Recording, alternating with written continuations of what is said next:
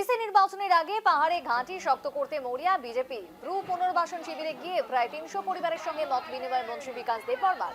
ত্রিপুরার এডিসি নির্বাচনকে সামনে রেখে পাহাড়ি এলাকায় সাংগঠনিক শক্তি আরো সুদৃঢ় করতে একেবারে মরিয়া শাসক ভারতীয় জনতা পার্টি। যদিও বিধানসভায় শরিক তিপ্রামাথার সঙ্গে জোট রয়েছে, তবে পাহাড়ে সেই জোটের বাস্তব প্রতিফলন কার্যত দেখা যাবে না, এমনই স্পষ্ট ইঙ্গিত দিয়েছেন রাজ্যের মুখ্যমন্ত্রী ডক্টর মানিক সাহা।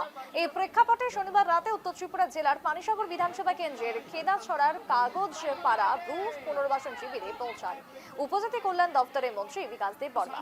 সেখানে প্রায় ৩ শতাধিক ব্রু পরিবারের সঙ্গে সরাসরি কথা বলেন তিনি এবং শিবিরবাসীদের দৈনন্দিন সমস্যার খোঁজ খবরও নেন। এডিসি নির্বাচনের আগে মরিয়া বিজেপি, পাহাড়ে ভিত শক্তিশালী করার লক্ষ্য বিজেপি। ব্রু পুনর্বাসন শিবিরে উপজাতি কল্যাণ মন্ত্রী ৩০০ পরিবারের সঙ্গে মত বিনিময় মন্ত্রী বিকাশ দেববর্মার।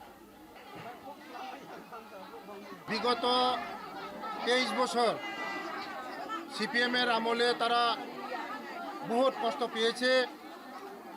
আমাদের মোদিজির নেতৃত্বে, অমিত শাহর নেতৃত্বে ওদের থাকার জন্য ঘর, রিসেটেলমেন্ট সারা ত্রিপুরা রাজ্যের মধ্যে ওদেরকে রিসেটেলমেন্ট করে দেওয়া হয়েছে। তার জন্য মোদিজিকে ধন্যবাদ জানাই এবং অমিত শাহকে ধন্যবাদ জানাই, আমাদের রাজ্যের জনপ্রিয় মুখ্যমন্ত্রীকে ধন্যবাদ জানাই। কারণ ওদের যে থাকা, খাওয়া, লেখাপড়া করার জন্য, ওদের লাইভলিহুডের জন্য ওদের ব্যবস্থা করে দিয়েছে।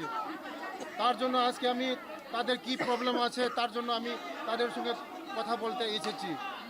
আগামী দিন ওদের জন্য লাইভলিহুড মাধ্যমে তাদের জীবিকা সরাসরি যাব কিশোর জুড়ে গেছে ত্রিপুরা থেকে। কিশোর, ইতিমধ্যেই এডিসি ভোট ত্রিপুরায় আসন্ন এবং তার আগে পাহাড়ে কোথাও গিয়ে বিজেপি তার ঘাঁটি শক্ত করতে ময়দানে নেমেছে, যদিও সেই জায়গায় বিজেপির ঘাঁটি কি কোথাও গিয়ে টলমলে রয়েছে, কি মনে হচ্ছে? আমরা যদি বলি তাহলে কিন্তু আসন্নই এডিসি নির্বাচন এবং সেই এডিসি নির্বাচনকে সামনে রেখে কিন্তু শাসক দল বিজেপি থেকে শুরু করে ত্রিপুরামতা এবং প্রধান বিরোধী দল সিপিআইএম কিন্তু মাঠ চুষে বেড়াচ্ছে।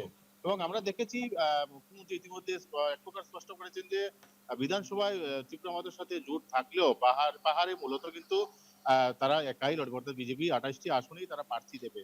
এবং সেই প্রেক্ষাপটে কিন্তু রাজ্যের মুখ্যমন্ত্রী থেকে শুরু করে সকল মন্ত্রী এবং সেই দলীয় নেতৃত্বরা কিন্তু পাহাড় চুষে বেড়াচ্ছেন। এবং গতকাল রাতেই উত্তর ত্রিপুরা জেলার প্রত্যন্ত পাহাড়ি এলাকা কেদাচড়াতে জনজাতি কল্যাণ দপ্তরের মন্ত্রী বিকাশ দেববর্মা সেখানে যান এবং ৩০০টি ব্রু পুনর্বাসন শিবিরের পরিবারের সাথে তিনি কথা বলেন এবং তাদের যে সমস্যাগুলির কথা তিনি আন্তরিকভাবে শুনেন। এবং তারা জানান যে সেখানে বিশেষ করে পানীয় জলের তীব্র সংকট সহ রাস্তাঘাট এবং শিক্ষার চরম অব্যবস্থা সেখানে রয়েছে। এবং তিনি সরাসরি তখন কথা বলে জানান যে আগামীকাল অর্থাৎ সোমবারের ভেতর সেই পানীয় জলের সমস্যাটুকু নিরসন করা হবে এবং তাদের যে রাস্তাঘাট সহ যে শিক্ষা ব্যবস্থার যে বেহাল দশা তা খুব দ্রুতই সেই সমাধানের পথে হাঁটবে ত্রিপুরা সরকার বলে কিন্তু তিনি জানিয়েছেন।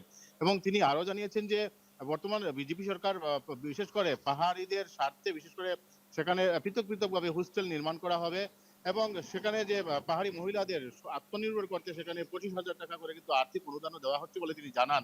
সাথে যারা যুবক রয়েছে তাদেরকে স্বাবলম্বী করতে বিভিন্ন ধরনের প্রকল্পেরও বাস্তবায়ন করা হবে বলে তিনি জানিয়েছেন। এবং তিনি জানিয়েছেন যে বর্তমান সরকার আন্তরিকভাবেই সেই সমস্যার সমাধানগুলো করতে যথেষ্ট তৎপর রয়েছে। এবং তিনি অভিযোগ করেন সিপিআইএম এর দিকে যে দীর্ঘ 23 বছর ত্রিপুরাতে বামফ্রন্ট সরকার সেই ব্রু যারা শরণার্থী এসেছিল তাদের কিন্তু দিকে কোনো ধরনের উদ্যোগ তারা গ্রহণ করেনি এবং বিজেপি সরকার আসার পরেই তাদেরকে পুনর্বাসন দেওয়া হয়েছে।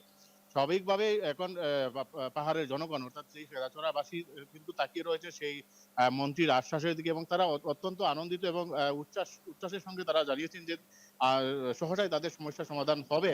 তবে এখন দেখার সেই সমস্যাগুলো দ্রুত সমাধান হয় কিনা, একেবারে দ্রুত সমস্যার সমাধান হয় কিনা এবং আগামী এডিসি ভোটের আগে ত্রিপুরার রাজনীতি এখন কোন দিকে যায় সেটাই দেখার। কিশোর, তোমাকে ধন্যবাদ। ত্রিপুরার দিকে নজর রাখছিলাম, যেখানে ইতিমধ্যেই পাহাড়কে শক্তিশালী করা, পাহাড়ের ভিত শক্ত করার জন্য ইতিমধ্যে নেমে পড়েছে বিজেপি। সেই লক্ষ্য নিয়ে একের পর এক কর্মসূচি পাহাড়ে।